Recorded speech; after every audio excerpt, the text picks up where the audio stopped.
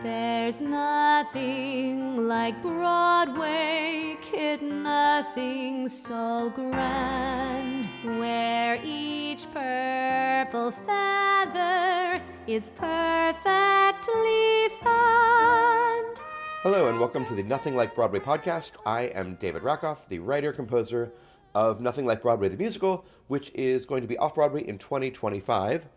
If you would like to email us, if you have a suggestion for a song or comments, or if I got something wrong, email us at gmail@nothinglikeBroadway.com, and please follow us at Nothing Like Broadway on Instagram.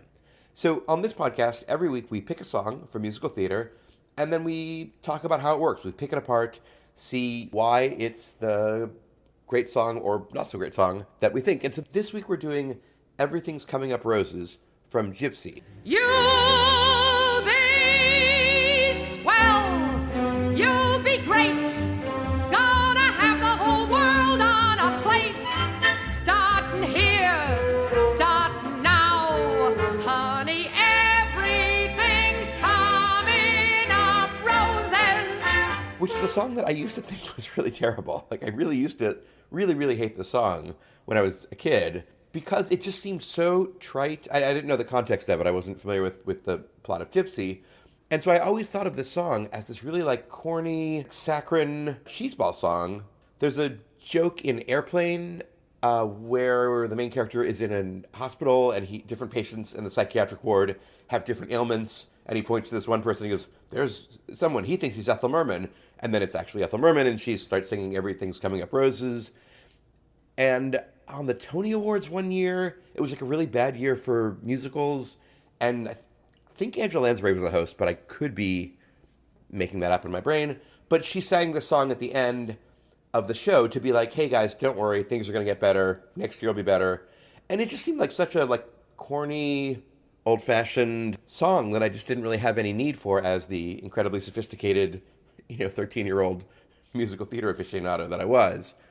And I was, in retrospect, totally wrong. I guess I didn't know at the time that Stephen Sondheim had written these corny lyrics that I didn't like. And I think even at that time, I knew enough to know that Stephen Sondheim was pretty cool.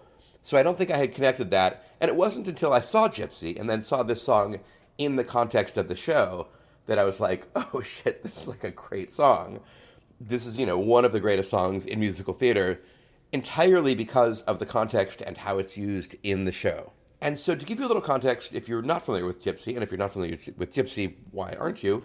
And why are you listening to this podcast? But it is about a famous stripper named Gypsy Rose Lee, and the main character is her mother, who is sort of the ultimate stage mother.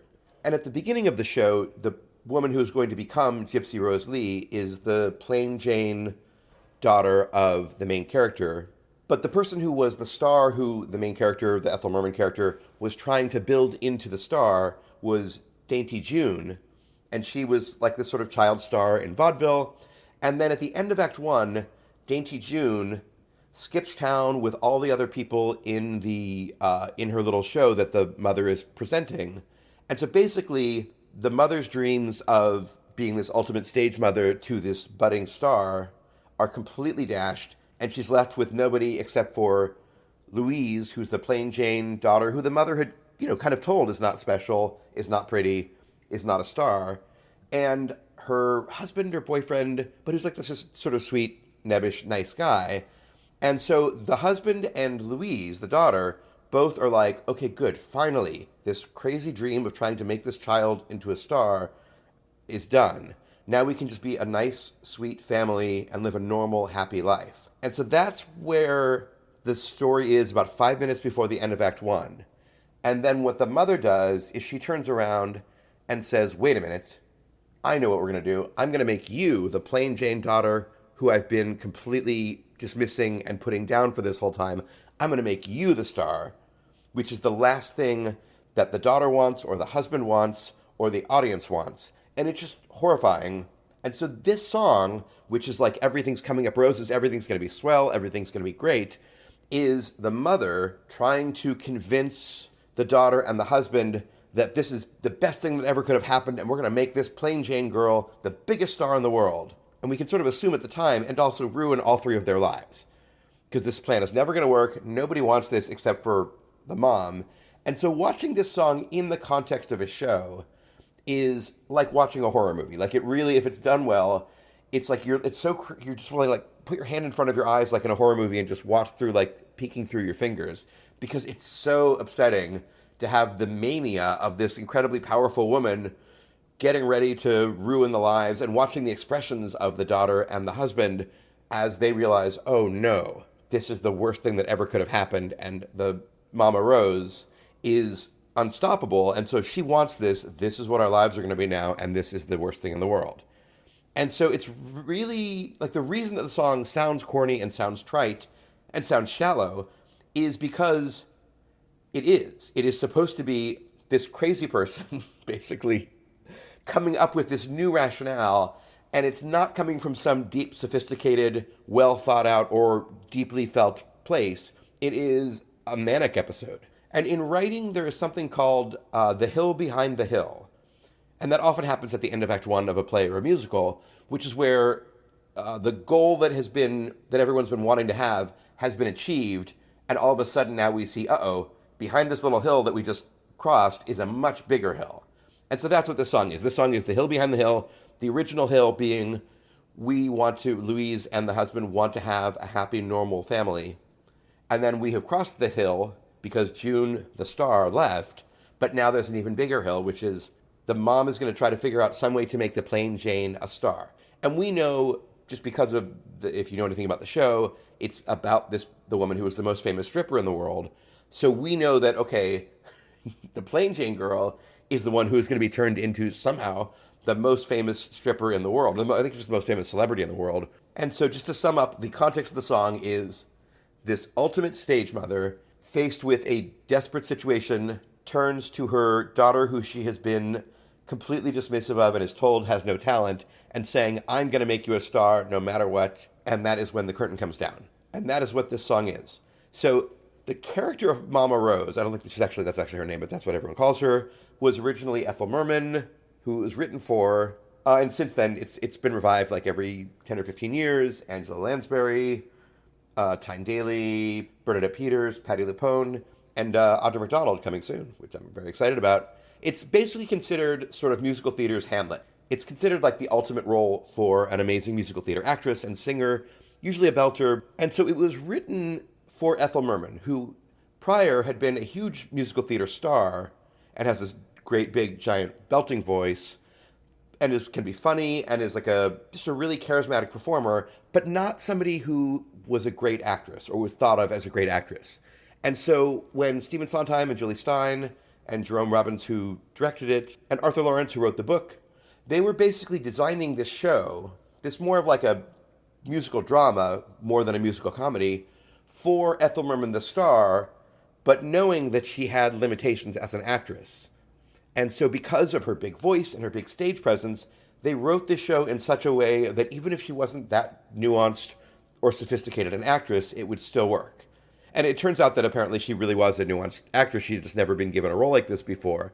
But when they were writing it, they were just assuming, okay, can't really act, but she's like a tank, and so we're just going to make everything work if she just plows forward and plows forward and plows forward with it. And so that is what this song is. So first of all, the music was recycled, apparently. I just found this out when I was doing some research. From a previous Julie Styne show that I guess had gotten cut or something. So the music was already here. And then Stephen Sondheim had to write the lyrics to this, and he needed it to be something that was just really upbeat, that somebody... Because this is one of the most ironic songs in all of theater, right? Everything that she's saying is, it's going to be great, it's going to be wonderful, and everything that we know is really happening, and what's happening to the other two characters on stage is, this is terrible, this is the worst thing that could ever possibly happen.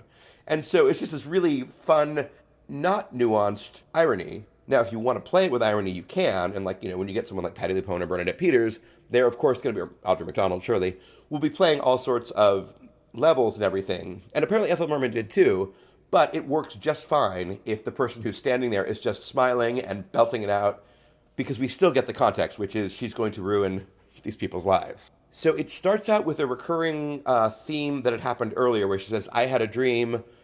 Earlier in the show, it's I had a dream, a wonderful dream, where she's talking about, in the first number, I think, or the second number, she's talking about how she's going to make her, the star child, a star, and she's basically trying to get money from her father, I think, And so we know that she has this habit of bullshitting in the form of, I had this dream, to make people think that it really happened.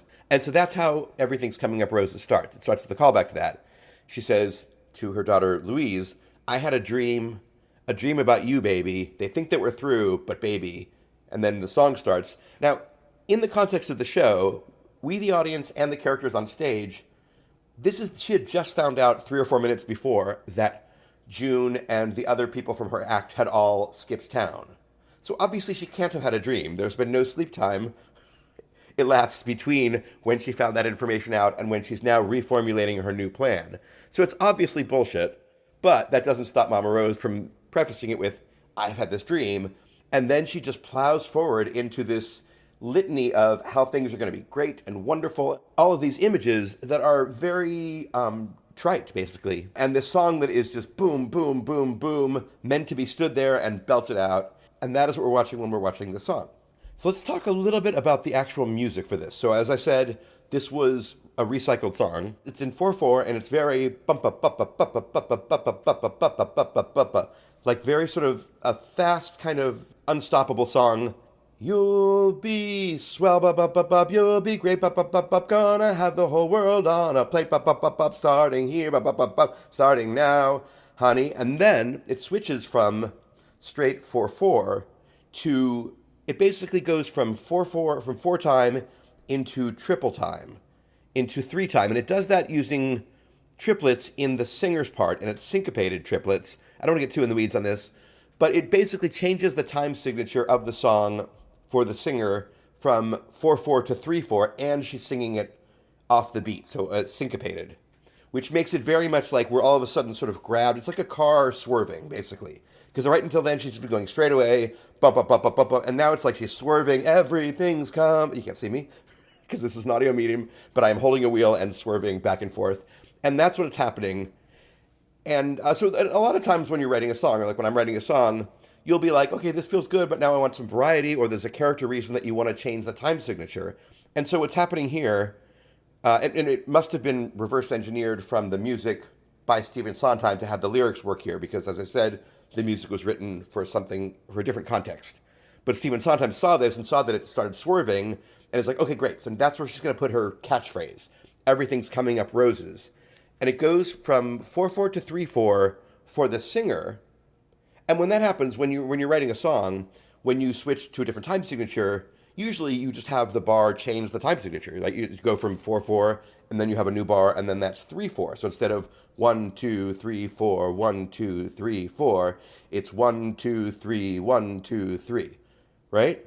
But what they're doing here is something called a triplet, which is basically where the time signature of the bar doesn't change, but you have like a little bracket basically that's above the notes that says 3 in it. So that means this is now going to be in 3. Normally you would also have the accompaniment do the same thing, but what they're doing here, which makes it really interesting, is the accompaniment, the piano or the orchestra, is staying in 4/4.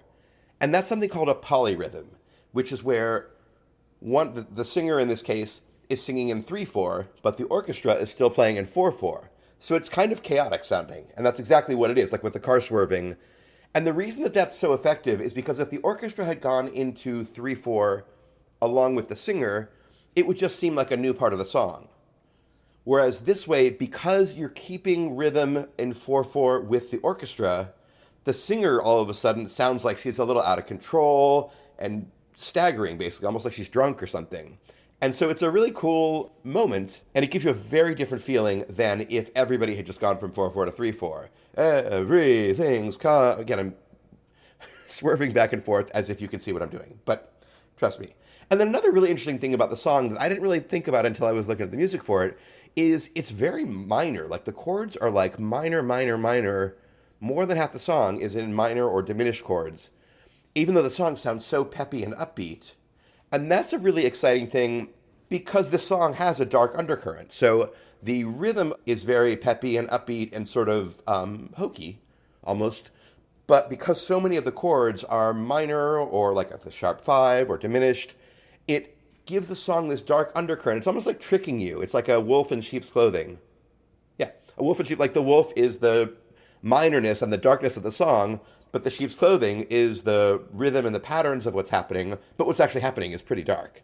All right, so let's talk about the lyrics. So the first thing that I learned about this song, like a while ago, but is that everything's coming up roses, like the cliche that we've all heard, everything's coming up roses, was not a cliche at the time. That was invented by Sondheim. Like there's a Simpsons episode where Milhouse, good things are happening, is like, everything's coming up Milhouse. Everything's coming up Milhouse. So I just always assumed that had just been a cliche that Sondheim was borrowing as the title of this song, but that's not the case. He made it up. And in fact, when Jerome Robbins, the director, first saw the lyric, he's like, everything's Rose? What the hell are you talking about? Because the main character's name is Rose. So it sounds like R-O-S-E apostrophe S, like possessive. It's like, Rose is what? And Sondheim is like, just trust me, it works. It'll sound like something that already exists, and it makes sense in the context. And Jerome Robbins was like, I don't think so. And Sondheim was like, okay, we're going to put it in. If anybody comes to you and is like, what does that mean? We'll change it. And nobody ever did. And so it's something that's a really, really cool thing. I think Sondheim did that also in... so Sondheim and Arthur Lawrence, who's this... I hope I'm not wrong about this, is the same book writer from West Side Story and the same lyricist from West Side Story. They made up their own slang so that it wouldn't get dated. And they did that kind of here too. They made up everything's coming up roses as if that was some sort of saying that people used. So I think that's really, really badass. So the imagery for this song is all very trite and very shallow. It's like first thoughts. It's like, if you had like a brainstorming meeting or if you wanted really brilliant imagery, you would put some time into this. Remember, Mama Rose just found out that this happened. So she's just like, lollipops and great and swell and wonderful and, it's just whatever was coming off the top of her mind as she's in this manic phase. One of the things that you can use rhyme to do in a musical is to show that a character is very intelligent or is sort of manipulative or is just very, very thought through in what they're doing, right? Because rhyming is a clever thing. So this song is not particularly rhymey, especially for Sondheim. And so the verses are A, A, B, C. So A, the first two is like rhyming couplet, and then there's B, which seems like it doesn't rhyme with anything, and then C, which is everything's coming up roses. And then the second verse is the same thing. Then the B, the third line, rhymes with the third line from the previous verse, which is a cool thing that helps to cohere the first and the second verses together. And then it ends with everything's coming up roses. So that's a moderately rhyme, it's a couplet and then something that rhymes across verses. But that's pretty, basic stuff for someone like Sondheim who can do, unbelievably complicated things. He's making a very conscious choice to not make this overly clever and rhymey.